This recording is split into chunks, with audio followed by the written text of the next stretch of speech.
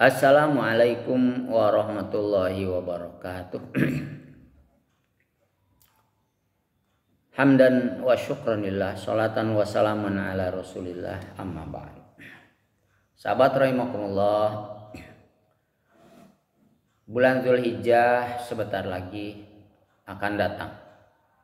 Ketika bulan Zulhijjah sampai ke kita, maka yang kita ingat adalah tiga tokoh yaitu Sayyidina Ibrahim, Sayyidina Ismail alaihissalam, dan Siti Hajar. Itu tiga tokoh yang menjadi pelopor ibadah haji, juga pelopor ibadah kurban. Nabi Ibrahim alaihissalam, istrinya yaitu Siti Sarah yang cantik jelita, sudah berumur tapi belum punya putra. Padahal Nabi Ibrahim sering berdoa, Rabbi habli minas solehin, ya Allah berilah aku turunan yang soleh. Keseringan berdoa meminta putra, maka diketahui oleh istrinya Siti Sarah, maka Siti Sarah yang solehah mengizinkan kepada Nabi Ibrahim untuk mendekati Hajar.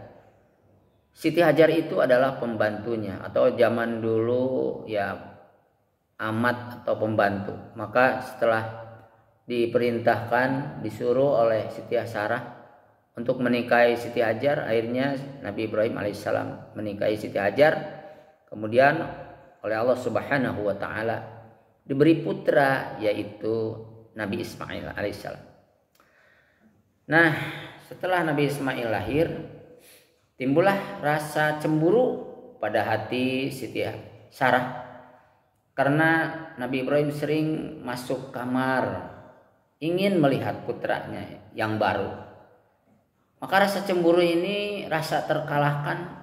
Akhirnya Siti Sarah mengatakan, sebaiknya Hajar jangan ada di rumah ini.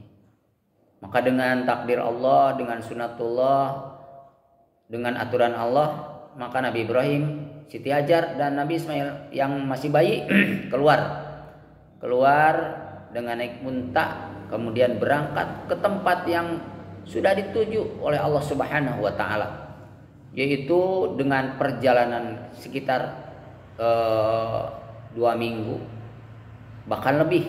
Sampailah Nabi Ibrahim alaihissalam di satu lembah, yang lembah itu tidak ada penghuninya, tidak ada pohon.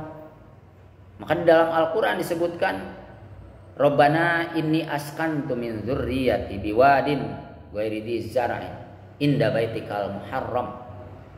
Ya Allah, Tuhanku, Tuhan kami menempatkan turunan kami yaitu di lembah yang tandus, tidak ada air, dekat baitmu, yaitu di Baitul Haram.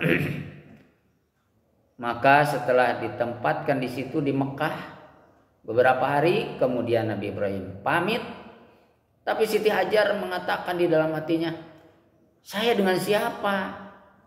Akhirnya menanyakan, saya dengan siapa? Apakah ini diperintah oleh Allah tinggal di sini? Maka Nabi Ibrahim mengatakan, saya titipkan kamu kepada Allah Subhanahu wa taala.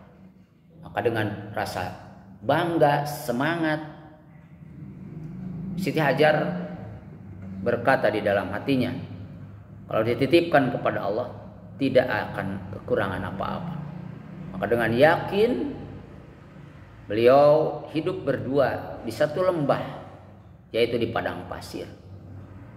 Maka turunlah pembantuan Allah Subhanahu wa taala. Ketika tidak ada air, Nabi Ismail ingin minum karena kehabisan air susunya. Siti Hajar panik, kemudian dia lari-lari dari Sofa ke Marwah, dari Marwah ke Sofa, dari Sofa ke Marwah. Akhirnya tidak ada menemukan air. Maka Allah Subhanahu wa taala meminta kepada malaikat untuk menolongnya. Ya malaikat, turunlah. Maka malaikat menghampiri Siti Hajar, kemudian kakinya malaikat diinjakan ke bumi, mancarlah yang namanya air Zam-Zam. Maka dengan air Zam-Zam ini bisa minum, bisa kenyang, kemudian bayinya berhenti menangis. Setelah ada air, teori di padang pasir itu kalau ada air mancar ke atas maka bakal kedatangan burung-burung yang ingin minum. Dengan adanya burung di atas melihat air, maka kelihatan oleh badui-badui Arab yang membuat kemah di tempat yang lain. Mereka mengatakan itu mungkin ada air di tempat situ. Ayo kita berangkat dan pindah ke tempat yang ada burung. Maka pindahlah mereka. Akhirnya dititipkan kepada Allah ada air, ada tetangga, dan Siti Hajar sangat gembira, sangat senang karena dia bukan lagi sebatang kara, bukan lagi berdua, tapi di situ ada tetangga, ada orang yang bergabung. Maka setelah dewasa Nabi Ismail, Nabi Ibrahim mimpi harus menyembelih putranya. Lupa nadarnya itu. Kenapa saya harus menyembelih? Nah itulah yang tidak ingat waktu itu. Ternyata memang Nabi Ibrahim sudah bernadar, karena Nabi Ibrahim itu orangnya sangat dermawan. Pernah kurban 1000 kambing, 300 unta dan 300 sapi dan 100 unta. Maka dipuji oleh orang-orang. Kata Nabi Ibrahim, itu tidak seberapa. Kalau saya punya anak juga akan saya sembelih. Maka betul nadar itu ditagih oleh Allah Subhanahu wa taala. Tapi dengan keyakinan dan kesalehan Nabi Ibrahim, ya dilepaskan saja karena perintah Allah. Tapi karena yakin dan taat kepada Allah, tidak jadi menyembelih Nabi Ismail, tapi diganti oleh Allah Subhanahu wa taala dengan kibas yang besar. Maka itu hikmah kepada kita bahwa kita diwajibkan untuk berkurban bagi orang yang mampu, ya. Seandainya Nabi Ismail disembelih benar-benar, wah, mungkin yang harus dikurbankan putra-putra kita. Tapi Allah Subhanahu wa taala sangat bijaksana sehingga bisa diganti dengan hewan. Alhamdulillah sampai sekarang orang-orang yang mampu terus berkurban dan bermanfaat bagi semua orang Islam dan non-Islam. Nah, itulah mungkin juga Nabi Ibrahim adalah pelopor jemaah haji, sehingga dengan adanya ibadah haji ini mudah-mudahan kita dipanggil oleh Allah Subhanahu wa taala. Sekian, wallahul muwaffiq ila aqwamit thoriq. Wassalamualaikum warahmatullahi wabarakatuh.